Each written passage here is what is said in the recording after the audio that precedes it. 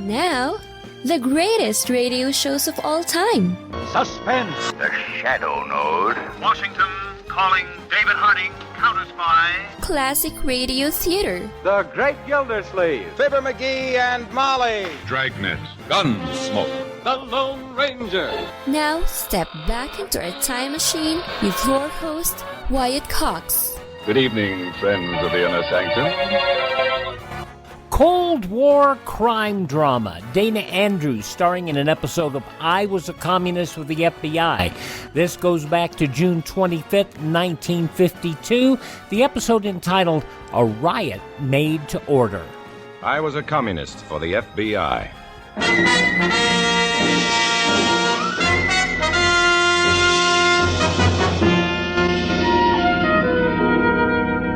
Starring Dana Andrews in an exciting tale of danger and espionage. I was a communist for the FBI.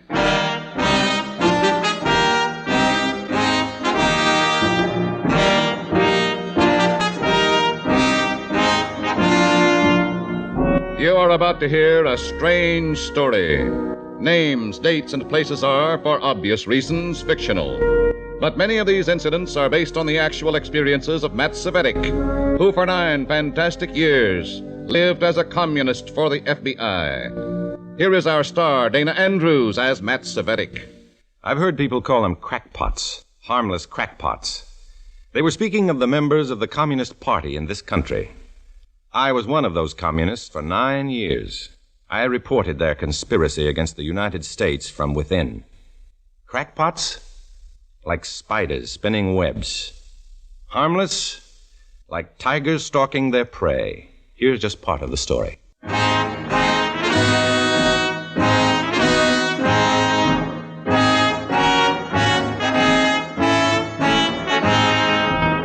Now, here is Dana Andrews as Matt Cvetic, undercover man. This story from his confidential file is marked A Riot Made to Order.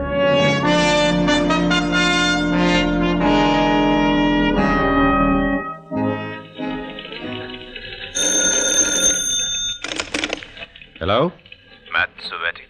Speaking. Anton Drexel. Yes? You sound surprised.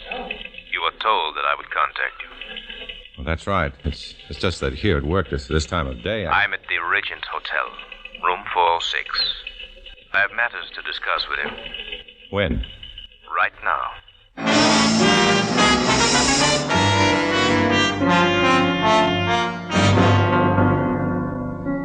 That's how you received your orders in the Communist Party. Anytime, anywhere. And you obeyed to the letter, right now. I got up from my desk, and there were a dozen pair of eyes watching me. Communist eyes. Some I had put in this department of the United States Employment Service myself. But I knew there were others, watching, reporting. Had I shown any aggravation, any irritation, Drexel would have known about it immediately. I walked out with a smile, the perfect, obedient slave on the way to his master.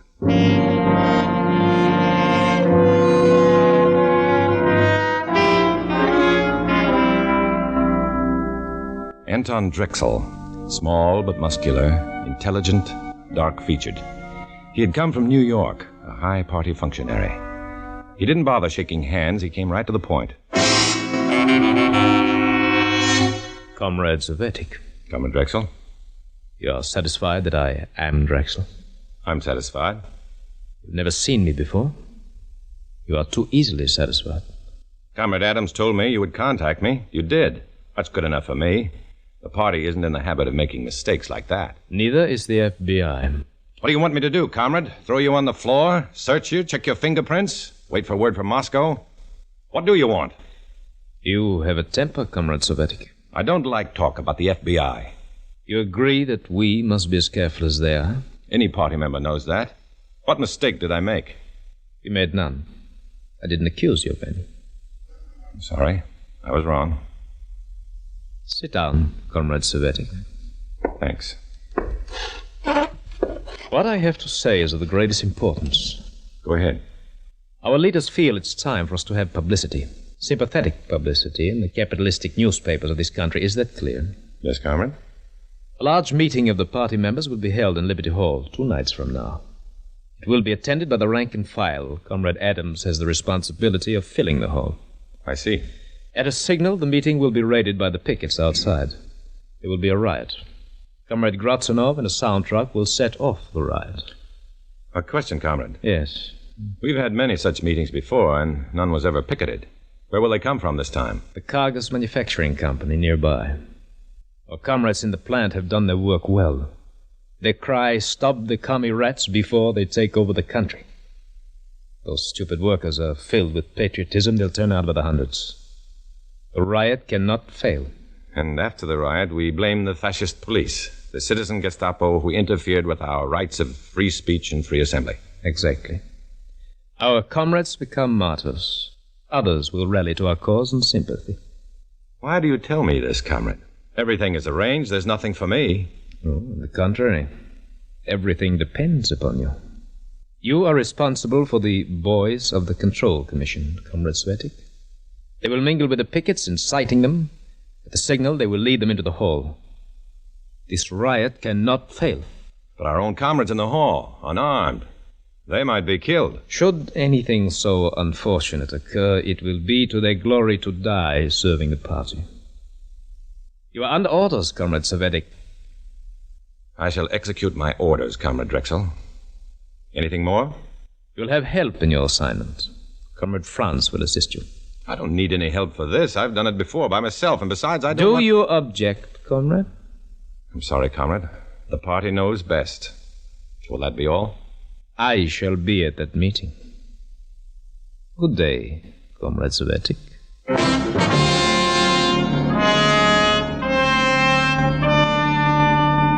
That was all. Just arranged for several hundred human beings to have their skulls cracked, their teeth knocked out. It was like sending invitations for a banquet of death. I walked down the hotel corridor from Drexel's room to the elevator. I had to get to a phone, call my FBI contact. Hello, Comrade Cvetic. Remember me? He seemed to come out of the woodwork, like a termite. Otto Franz, my assistant. Had I protested too much at the meeting with Drexel? Then it hit me. Otto Franz had been arranged for before the meeting. Why? I didn't need any help on this job, and they knew it. But what else did they know? And what was Otto Franz? A tail or a hatchet man? Hello, Otto. Comrade Otto to you, Cvetic. Where did you come from, comrade? It doesn't matter. Let's go to work, huh? Sure. What do we do first? That's up to you. I just go along and do whatever you say. I'm going out to see my mother. You can see her tonight when you go home. Look, comrade, you can follow me wherever I go. Those are your orders. But you're not telling me where I can go. Those are my orders.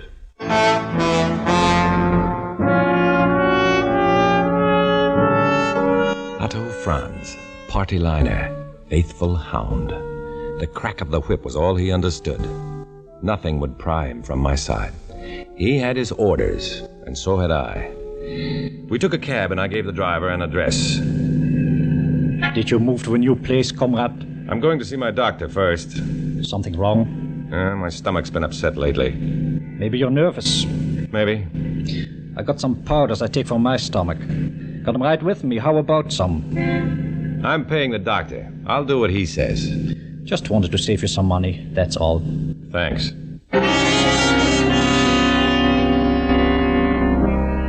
He stayed with me like a headache, right into the doctor's waiting room. When the doctor was ready to see me, I knew he wanted to follow, but he didn't quite have the nerve. I told Doc I wanted to find out how my mother was, and he told me in 2 words. Not good. I asked if I could use his phone. He nodded and went into his laboratory. So far, I was getting all the breaks.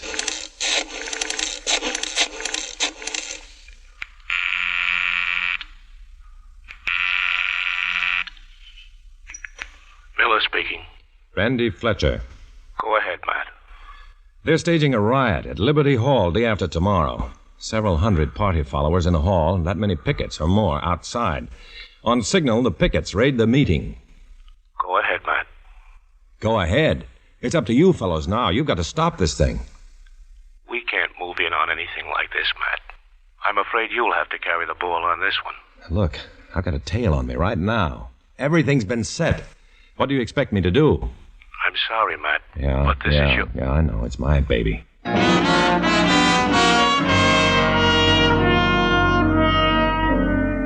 From the doctor's office, we went to my home. My mother's condition had me worried. Her heart had been weak for a long time. There was always the chance that she might die, still believing that I was a real communist. If my brother Tip was home, there would be real trouble, especially when he saw Otto. He hated me, but he hated my commie friends even worse.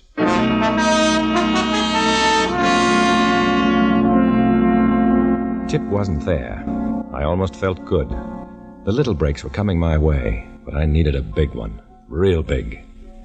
Otto showed a rare streak of decency. Your mother upstairs, comrade? In bed. I'll wait here in the parlor. You go up and see her. But don't take too long. We got work to do, remember? I remember, comrade.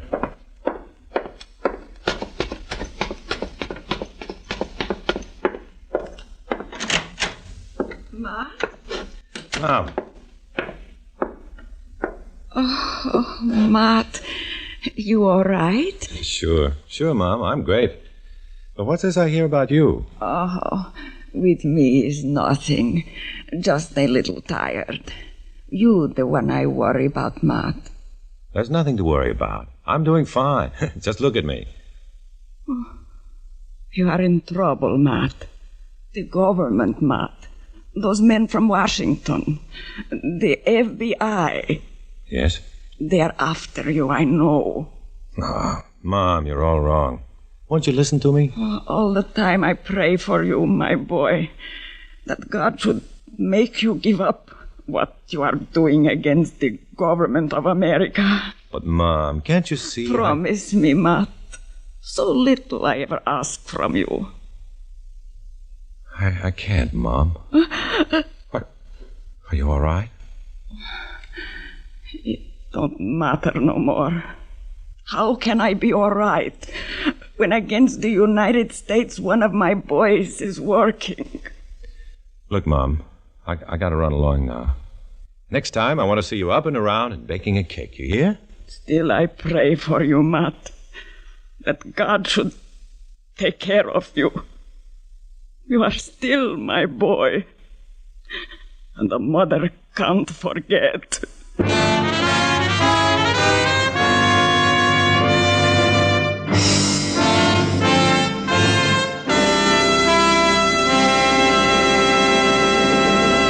June 25th, 1952, I Was a Communist for the FBI on Classic Radio Theater with Wyatt Cox. You ever make a change and then think, why didn't I do this years ago? Well, that's how people feel about switching to Medishare for their health care, especially now with inflation the way it is. People are very happy with the savings. Most families save about $500 a month when they switch. It's a huge help when prices are going up so fast in so many other areas. And Medishare's customer satisfaction rate is double that of health insurance. It's just a different experience, and people really like that. Medishare is an alternative to health insurance. It's a community of Christians who share each other's healthcare bills, and it's been going strong for over 25 years. It really is the gold standard, the most trusted name in healthcare sharing. Find out why people love it, find out why they rave about the customer service, and find out how good it feels to save some money right now. They're super easy to talk to. Here's the number, 833-34-BIBLE. That's 833-34-BIBLE, 833-34-BIBLE.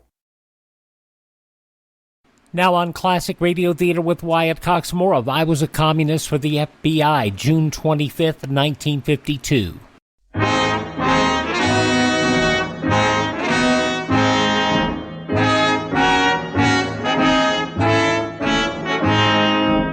Now back to Dana Andrews, starring as Matt Cvetic in I Was a Communist for the FBI, and the second act of our story.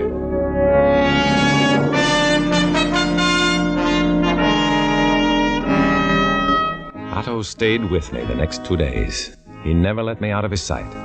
We took a hotel room because I told him my mother was too ill and I didn't want to bother her at home. Why was I given this insignificant job and a guard? Did they suspect I might sabotage their riot if I had a chance? In 2 days, I hadn't been able to think of a single plan. And then the phone rang. That's the phone, comrade. It's for you. You amaze me, Comrade Franz. You must be psychic. Answer it. Yes? Comrade Cvetic. Speaking, Comrade Drexel. The meeting is tonight. I know. You have done your work? There was nothing to be done until this afternoon. You will see to it? Certainly. Let me talk to Comrade Franz. One moment. He wants to talk to you, comrade.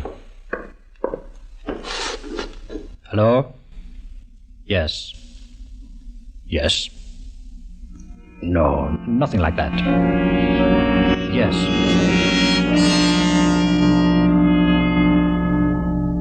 Drexel knew where to call. I hadn't told him, and Otto was with me every moment. Were they watching both of us? Or had Otto somehow given me the slip? I shuddered. One mistake was all you ever made in a spot like this. Your first and last. He was watching me, still talking at the phone. Yes, comrade. Right.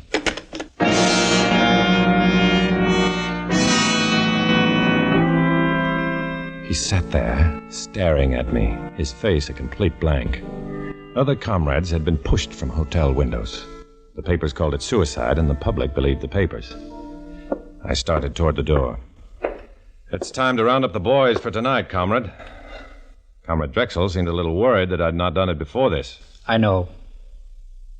Well, are you coming, or do you stay here? I got my orders, comrade. I go with you.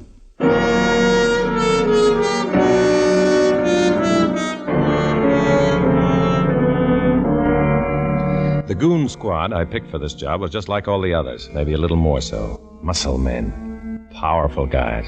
And deadly. We met them in the back room of a cheap restaurant. 24 of them. Maybe a few more. Okay, comrades. Let's have it quiet. You'll gather tonight at 8 o'clock in the street in front of Liberty Hall. Pickets from the Cargus Company will be on hand before you get there. Wear your regular street clothes so as to look just like the other pickets. Mix with them, but stay away from each other. And get this, no guns. I'm going to say that again. No guns. You can use brass knucks, lead pipe and a newspaper, or saps. You've got plenty to work with, but no guns. A comrade in a sound truck will be yelling for a peaceful picketing with no violence. It's your job to make the pickets forget him and raid the meeting and start the riot. Okay, that's all. Nice work, comrade. Thanks. Comrade Drexel will be pleased.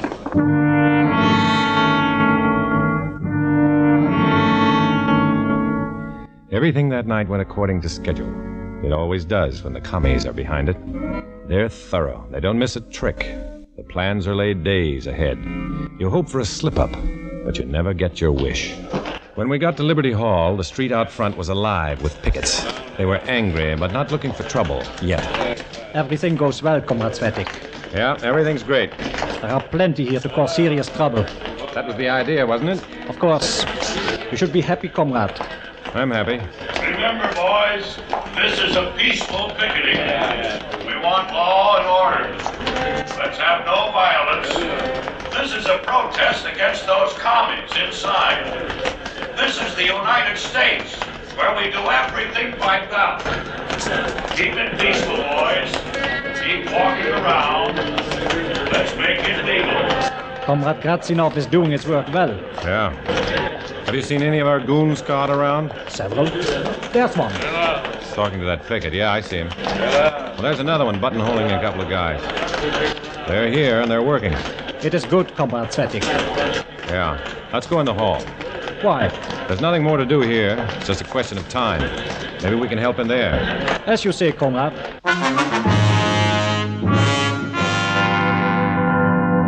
Inside the hall, everything was proceeding according to schedule. There wasn't an empty chair in the place. It was like a sheep pen, with Comrade Adams, the ringleader, on the stage leading them to slaughter. And there you have an example, comrades, of this freedom America boasts. Right outside these doors, a mob of pickets the fascist police of the United States are protesting our right of free assembly. That's why we are here tonight, to protest this wanton usurpation of our rights, to demand what our forefathers... The party line, the same old hogwash. And they believed every word of it. Then I heard the crowd outside getting nastier. It was almost time for my goons to lead them in. I began to sweat. There must be something I could do. There must. And then a wild idea hit me. I turned to Otto. Comrade France, lock the front doors. Are you crazy? Do what I say. But why? You sap. If a mob walks in through an open door, they're liable to start talking things over. Make them break down a door and there's no talk, just violence. That's a smart idea, comrade. I'll do it. Locking the doors was just a stall for time. I wanted to get at the automatic sprinkling system, backstage. I got there just in time to meet Drexel and Adams and the rest of the big shots on their way out the back door. They weren't risking their skins. Congratulations, Comrade Cvetic. You have done your work well. We shall meet in my hotel room as soon as this is over. Comrade Adams and I go now. Come along, Cvetic. We've set the fuse, now let her blow. I'll wait for Comrade France. He's out front. Good. Make it soon. From June 25th, 1952, I Was a Communist for the FBI on Classic Radio Theater with Wyatt Cox. We'll hear the conclusion, along with the start of a brand new Yours Truly Johnny Dollar story, following these important words from your favorite radio station. No offense, but are you a little fat when you look in the mirror? How would you like to learn the secrets to lose 3 to 5 pounds a week easily, without joining the gym or going through any crazy diets? It's called Body Sculpt by Med Diet. For the last 2 decades, we've been helping people just like you that have pounds they want to shed. We've helped millions of people lose thousands and thousands of pounds over the years. And now it's your turn. Learn the secrets of how to lose weight with one simple phone call. You'll see an amazing difference in a matter of days. Don't believe us? We'll offer you a money-back guarantee. If you're ready to start losing weight right now, call right now to learn more about your risk-free order to Body Sculpt. Call for your risk-free offer. 800-738-5332. 800-738-5332. 800-738-5332. That's 800-738-5332. Are you in bad pain? You know what I mean. Your knees hurt. Your shoulder hurts. Your elbow and back are constantly killing you. And I'm sure you've tried every pain pill or cream available at the drugstore. Am I right? Well, here's something you haven't tried. Pain Magic. Pain Magic is not available at any drugstore. The only place you can get it is by calling the special toll-free number I'm about to give you. And to make things even better, call right now and find out about our buy one, get one free offer. We're so confident it'll work for you that we offer a free bottle with your purchase. No prescription required. Call now to learn how you can get Pain Magic and get rid of your pain. Remember, your results may vary. 800-492-8164. 800-492-8164. 800-492-8164. That's 800-492-8164.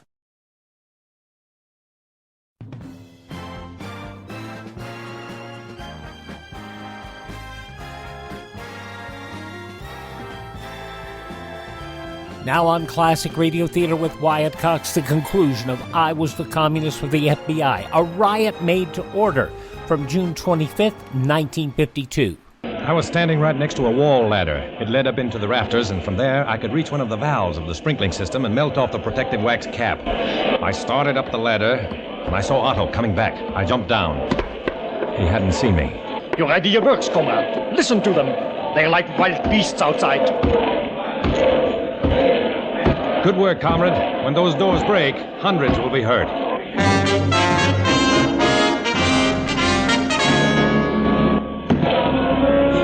He turned and looked out at the hall. I gave him the heel of my hand at the base of his neck. He went down in a heap and stayed there. I shinned up the ladder and held my lighter under the valve. No one saw me. The commies inside were panicked. They didn't know what to do next. The pickets were stopped at the door, but it wouldn't be for long.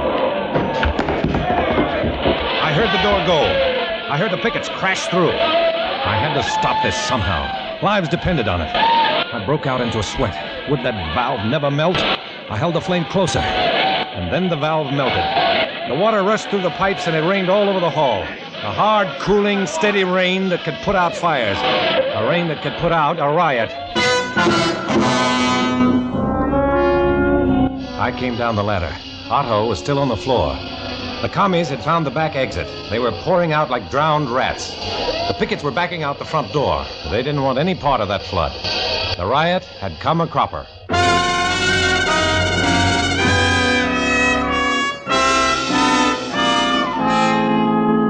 Comrade Drexel was waiting for me in his hotel room, but I had to make one stop before that, a crummy little gem on Denton Street. I knew the owner, Mac, a hulking, punch-drunk ex-pug. He knew me slightly. He never asked questions. When you can't think anymore, there's nothing to ask about. Listen, Mac, I haven't got time to argue. It's a matter of life and death. I want you to go over my face, and go over it good. With gloves, huh? No gloves. Bare fists. I gotta look like I was really beat up. Blood, too? Yeah. Everything I'd get if 4 or 5 guys jumped me. It might hurt you. I told you this is a matter of life or death. Now go ahead. Well, okay. Just as a favor. No hard feelings. No hard feelings.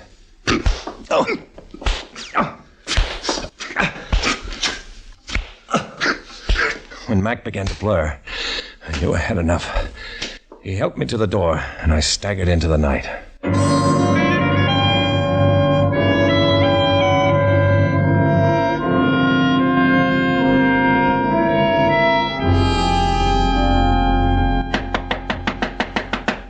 Come in. Cvetic. There he is. He slugged me and turned on the water. Silence. What happened, comrade? They slugged Franz first, and they jumped me. I fought them until I passed out. Who were they? 5 of them. I never saw them before. Pickets? Maybe. None of ours, though. They turned on the water? I don't know. I guess so. I was out cold. I tell you, the only guy around me when I got slugged was Cvetic. He turned on the water. And then beat myself to a pulp? Is that it, comrade? Unfortunately, Comrade Cvetic, suspicion points to you. Okay, so I slugged Otto. I turned on the water, then I beat myself unconscious. If that's the way you want it, that's the way it is. You're acting as a control commission. Okay. I confess everything. Let's get this over with. I've remarked before, Cvetic, you have a violent temper. Why not? I've done everything I could to make this job a success. And then I'm questioned like a dirty, double-crossing traitor. In the name of the party. What more do you want from me? Take it easy, Cvetic. Sure, I'll take it easy. You need a doctor's care, Comrade Cvetic. I suggest that you go immediately. The story seems true. Your face is proof of that. But we shall investigate further. Is that all, comrade? That is all. For now.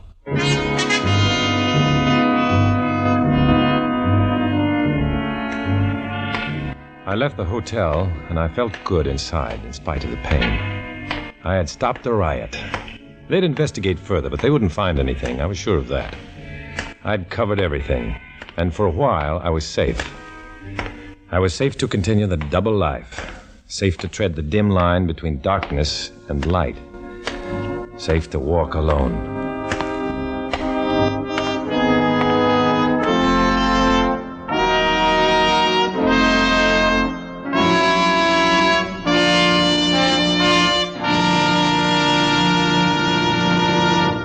June 25th, 1952, I was a communist for the FBI on Classic Radio Theater with Wyatt Cox.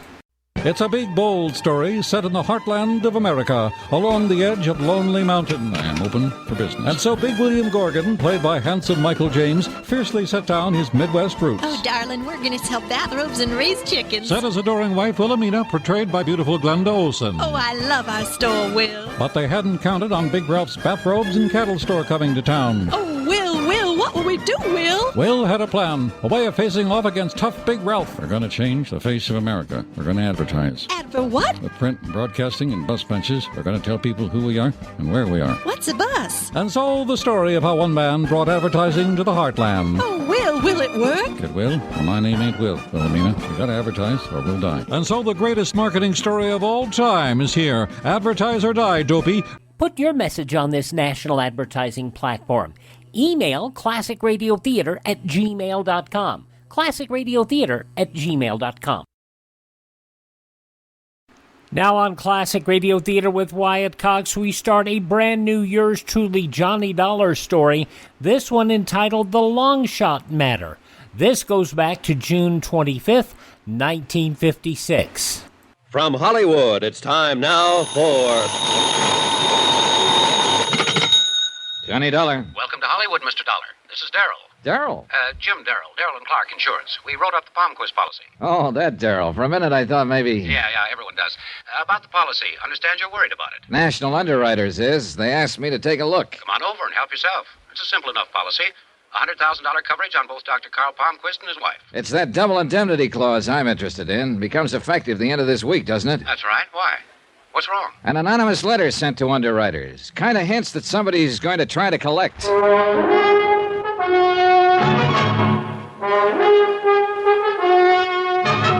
Tonight, and every weekday night, Bob Bailey in the transcribed adventures of the man with the action-packed expense account, America's fabulous freelance insurance investigator. Yours truly, Johnny Dollar.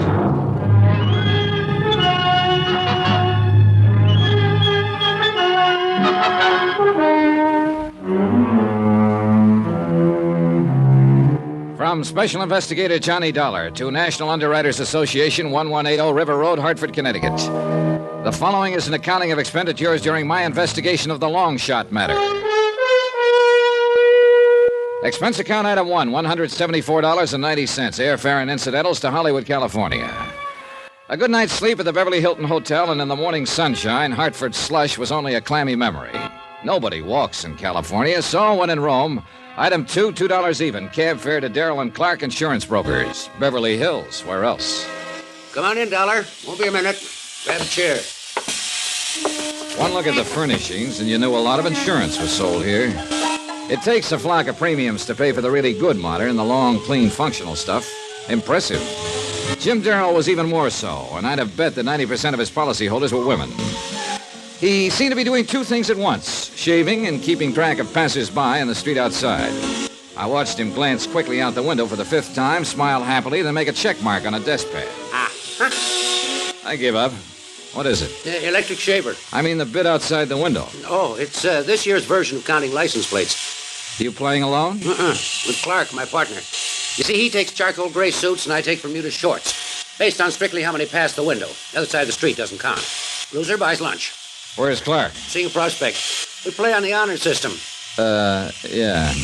Mr. Darrell. There, that's better. Yeah, Palm Quiz policy, huh? You want to know about it? Well, you sound reluctant. It's delicate. So is this letter. Look into Palm Quiz policy. You may have to pay off soon. Nice corny touch there. Letters from a magazine pasted on to form the message. Well, the style's a little old hat, but the meaning's clear enough. You want to fill me in? The Palm Quiz, Mr. Dollar? The last of one of our oldest families out here. Name, social position, money. They've got it all. That's why I'm not too impressed with this little, communique. You were telling me about the family. Palmquist's a doctor, an important one. 6-ish, to the manner born. Complete with iron gray hair and distinguished bearing. A, knows what he wants type of man. Has a tremendous practice and still finds time to go hunting about 2 months out of every year. And his wife? Invalid, confined to the house. A huge house, by the way, out near the beach. And there's a son, Eric, 25, who lives with them. That's the family. About the policy, Darrell. Simple enough. 100,000 straight coverage on both Dr. Palmquist and his wife. And the beneficiaries? Only one, the son, Eric. For both? For both. It's a pretty pointed grunt. Why not? I was thinking of the double indemnity clause that'll be effective in a few days. That's what I thought you were thinking.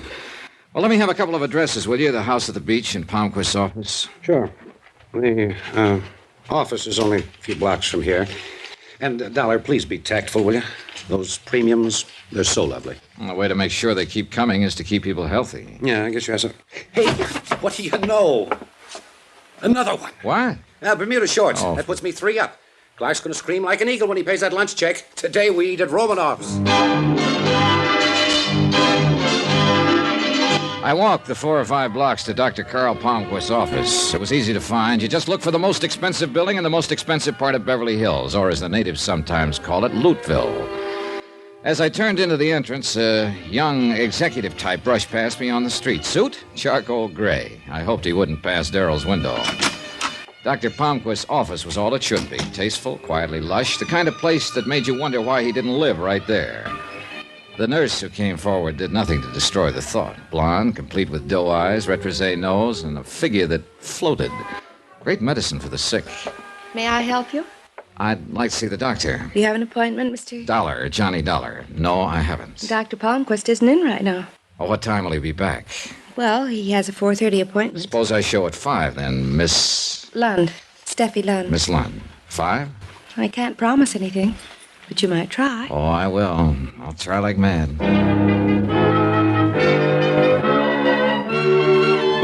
Expense account item 3, $38 even. Deposit and first day's rental on a drive-it-yourself car. And driving it out along Sunset Boulevard was delightful. I had no trouble at all getting into the California spirit. I pretended that I was a movie producer going home to his starlet wife. I found the Palmquist house on a quiet dead-end street high on the Palisades overlooking the Pacific. Darrell was right. It was huge, a single-story farmhouse that seemed to ramble endlessly.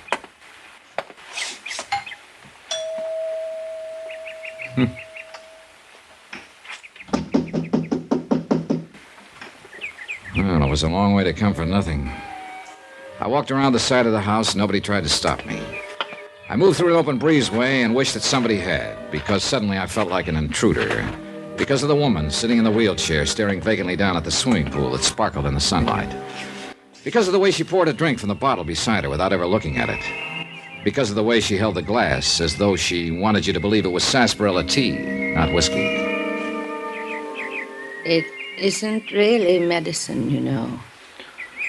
I only pretend that it is. Yeah, sure. Look, I didn't mean to barge in like this. Mrs. Palmquist? Victor says it's disgusting. Calls it a sign of weakness.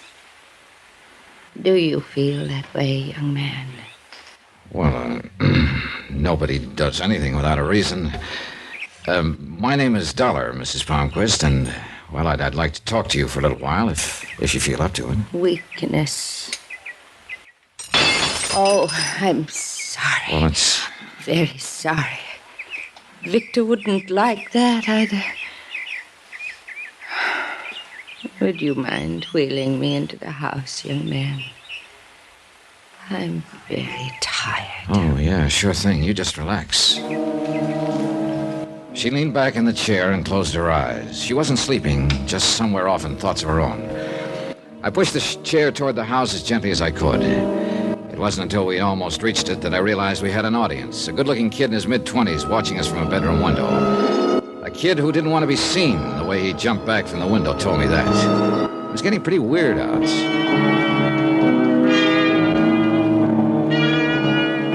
Inside the house, I wheeled Mrs. Palmquist into a large living room. Gently, patiently, I tried to get her to answer a few questions, but I got nowhere. She wasn't rude, just secretive, smiling, and very far away.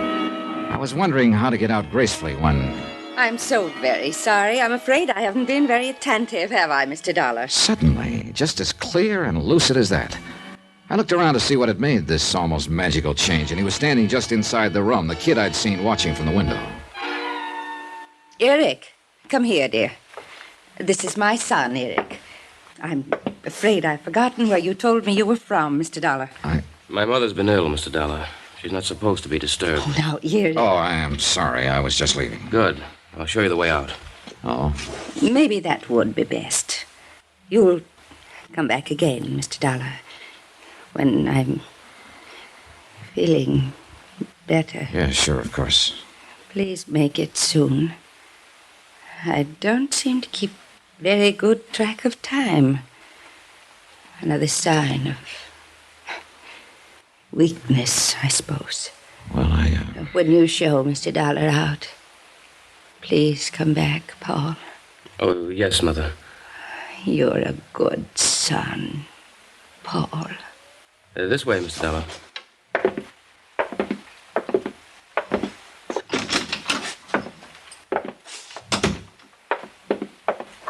What do you want here? You can see she isn't well. Yeah. It didn't take you long to go from Eric to Paul, did it? She is not insane. You hear, Mr. Dollar? I didn't say she was. Now, why did she call you Paul? Paul was my older brother. He died 3 years ago. That's part of why she's like she is. A small part. Oh, I'm sorry. Nobody's asking you to be. Just don't come back here.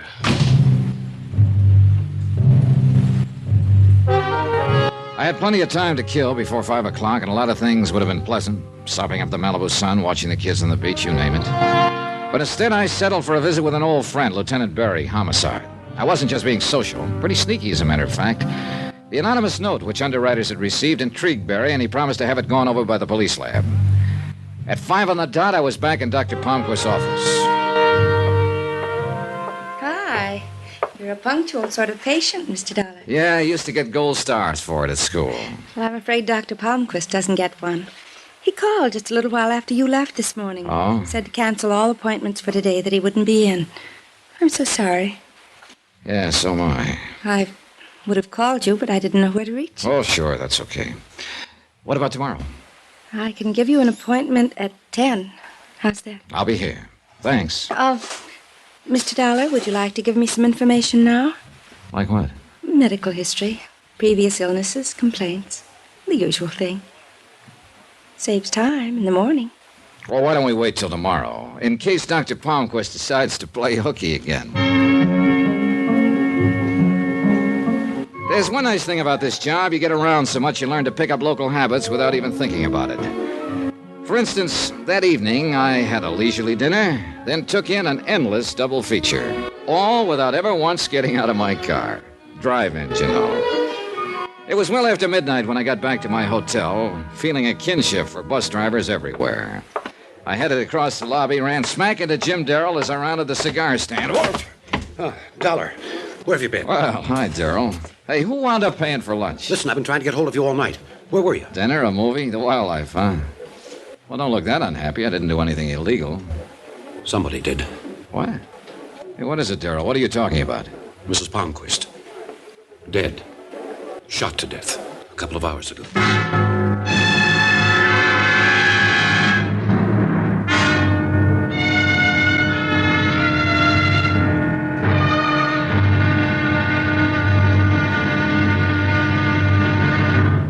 Now, here's our star to tell you about tomorrow's intriguing episode of this week's story. Tomorrow, variations on an old theme. You pays your money and you takes your choice.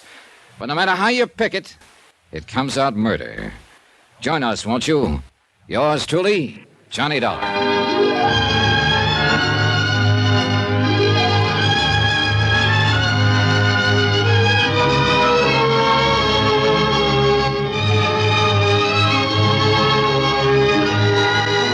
Yours truly, Johnny Dollar, starring Bob Bailey, is transcribed in Hollywood. Written by Tony Barrett. It is produced and directed by Jack Johnstone. Be sure to join us tomorrow night, same time and station, for the next exciting episode of Yours truly, Johnny Dollar. Roy Rowan speaking.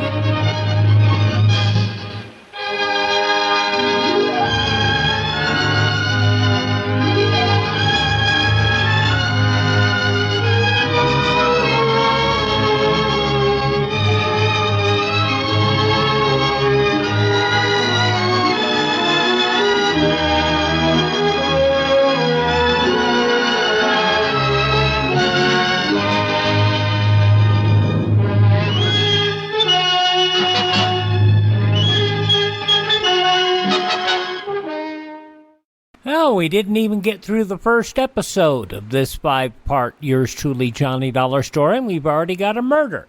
This was from June 25th, 1956 here on Classic Radio Theater with Wyatt Cox. Thank this radio station to support their advertisers.